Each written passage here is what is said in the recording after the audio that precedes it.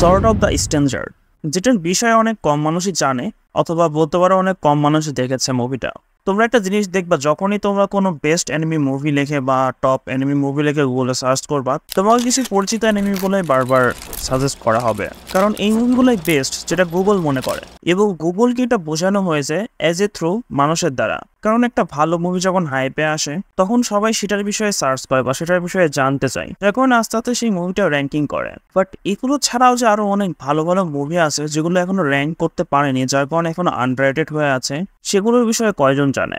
Enemy মুভির মধ্যে কিন্তু অনেক ভালো ভালো মুভি আছে যেগুলো আমরা এখনো অনেকেই দেখি নাই। তো আজকে আমি এমন একটা মুভি নিয়ে কথা বলবো যেটা তোমরা মাস্টারপিসও বলতে পারো, এবং এই মুভিটা অনেক উপর পর্যায়ে ডিজার্ভ করে বলে আমি মনে করি। এবং মুভিটার নাম হচ্ছে সর্ট অফ দ্য স্ট্রেঞ্জার। এই মুভিটার রেটিং মাই এনিমি লিস্টে কিন্তু খুব ভালোই, বাট যদি দেখার কথা বলি তাহলে এই মুভিটাকে অনেক কম মানুষই দেখেছে। সর্ট অফ দ্য স্ট্রেঞ্জার এই মুভিটার স্টোরিকে জাপানের সেনগোকু পিরিয়ডে সেট করা হয়েছে, যেই সময়ে জাপানে অনেক সিভিল ওয়ার হতো, এবং সেই সময় জাপানে কিন্তু অনেক কিং ছিল, মানে তাদের প্রত্যেকটা গ্রামে গ্রামে একটা করে কিং থাকতো, এবং এই পিরিয়ডে সেই কিংগুলোর মধ্যে মারামারি হতো, এবং সেই কিংগুলোই একে অন্যের মধ্যে ফাইট করতো এবং তাদের সম্পত্তি ছিনিয়ে নিত, এবং এইগুলোরই সুযোগ নিত চায়না।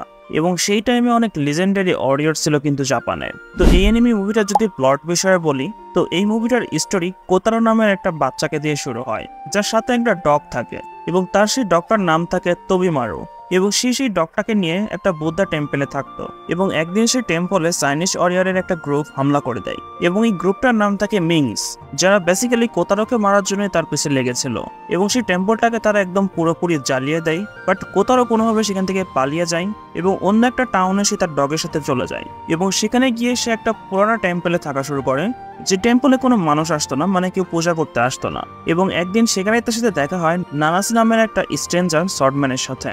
তার আইডেন্টি বিষয়ে কেউ জানতো না।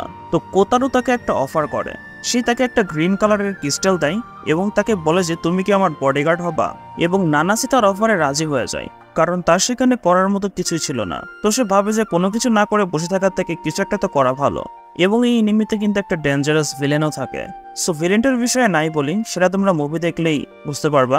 সো কোতারো, নানাসি এবং তোবিমারু মানে তার ডগটা কিভাবে সার্ভাইভ করে, এই জিনিসটা যখন তোমরা দেখবা তোমাদের কাছে অনেক ইন্টারেস্টিং লাগবে। এবং নানাসির সাথে কি এমন হয়েছিল যার কারণে সে তার আইডেন্টিটি লুকিয়ে রাখে, এবং সেই চাইনিজ গ্রুপটা কোতারোর পিছনে কেন লেগে আছে, তো এই সবগুলোই তোমরা বুঝতে পারবা মুভিটা দেখলে। তো এখন যদি অ্যানিমেশনের কথা বলি, তাহলে এই অ্যানিমিটাকে অ্যানিমেশন করেছে নান আদার দেন বোন স্টুডিও। এবং বোন স্টুডিও যে কত ভালো অ্যানিমেশন করে অ্যাকশন অ্যানিমিগুলোতে, সেটা তোমরা খুব ভালোভাবে জানো। এবং এই অ্যানিমিটাকে তারা খুব ভালোভাবে কিন্তু অ্যানিমেটেড করেছে। 2007-এ অ্যানিমিটা বের হওয়ার পরেও এর অ্যানিমেশনটা কিন্তু অনেক ভালো। এবং এই মুভির মধ্যে যে ফাইট সিনগুলো দেখানো হয়েছে সেগুলোর মধ্যে তোমার অ্যাটাচড হতে অনেক ইজি করে দেবে, মানে এত ক্লিয়ারলি দেখানো হয়েছে। এবং এই মুভিটা যদি মিউজিকের বিষয়ে আসে, এত সুন্দর মিউজিক, তোমরা যখন এর মুভিটা দেখবা এর ব্যাকগ্রাউন্ডে যে মিউজিকটা চলবে না, এত কাম ফিল হবে তোমাদের, মানে এত সুন্দর লাগবে যেটা বলার মতো না। প্রত্যেকটা মোমেন্টে আলাদা আলাদা টাইপের মিউজিক এখানে ইউজ করা হয়েছে। তো আই হোপ এই মুভিটা দেখলে তোমাদের টাইম ওয়েস্ট হবে না। এবং এই মুভিটা 2008 সালে নমিনেটেড হয়েছিল বেস্ট অ্যানিমেটেড ফিচার ফিল্ম হিসাবে। তো আমার কাছে যদি তোমরা মুভিটার রেটিং বিষয়ে বলো, তাহলে আমার পক্ষ থেকে এই মুভিটার রেটিং থাকবে 9/10। এবং এই মুভিটা দেখার জন্য আমি তোমাদের হাইলি রিকমেন্ডেড করবো। তোমরা যারা সামুরাই ফাইটিং স্টাইলের মুভি পছন্দ করো না, তাদের জন্য এটা বেস্ট হবে। অ্যান্ড অলসো হিস্টোরিক্যাল মুভি যারা পছন্দ করো। আর তোমরা যদি কেউ এই মুভিটা দেখে থাকো অলরেডি, তাহলে সেটা অবশ্যই আমাকে কমেন্টের মধ্যে জানিয়ে দাও। এবং নেক্সট তোমরা কোন মুভির রিভিউ চাও সেটাও আমাকে কমেন্টের মধ্যে জানিয়ে দাও। এবং ভিডিওটি যদি ভালো লাগে থাকে অবশ্যই ভিডিওতে লাইক করে দাও এবং চ্যানেলকে সাবস্ক্রাইব করে দাও। দেখা হচ্ছে নেক্সট ভিডিও নিয়ে। Till then, tata, bye by.